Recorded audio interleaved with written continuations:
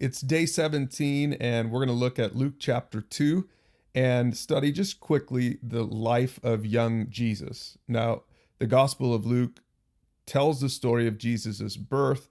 It says that that night there were shepherds staying in the fields nearby, guarding their flocks of sheep, and then an angel of the Lord appeared among them. And here's what I want you to pay attention to.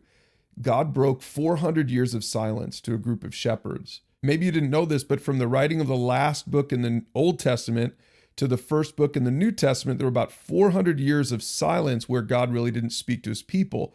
And when he broke the silence, he spoke to shepherds. These were sort of the lowest people on the totem pole in society. And I think that's something that God did intentionally. And then later on, as we read this passage, it says that there was a man in Jerusalem named Simeon.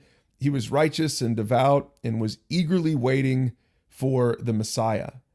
And he said this, he prophesied this, he is a light, Jesus is a light to reveal God to the nations, and he is the glory of your people Israel.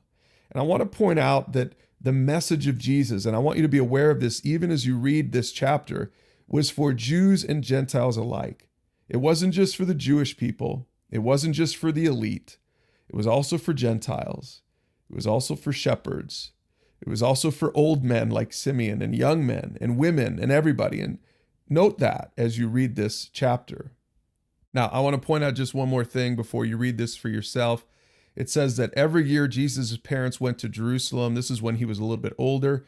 When he was 12 years old, they attended the festival as usual, right? We don't have much on Jesus as a 12-year-old, but this is one story. They ended up leaving him there and realizing it later. And when they got him back, he said, "Didn't you know that I must be in my Father's house?" But they didn't understand what he meant. My point is this. Even Mary and Joseph didn't fully get what God was up to. I mean, sure, the angels came to them both and communicated that Jesus would be born to them. And certainly they had some understanding of what that meant, but they didn't really fully get what God's plan was. Now, maybe that comes as good news to you as you read the Bible, especially if you're reading the Bible for the first time, or if you feel like you're just learning so much and you're trying to keep up with this as we unlock the Bible for you. It's okay if you don't get it all right away. In fact, you might want to go back and redo this whole 40-day reading plan another time. But continue to read. And just like Mary and Joseph eventually understood what God's plan was, so will you as you unlock the Bible.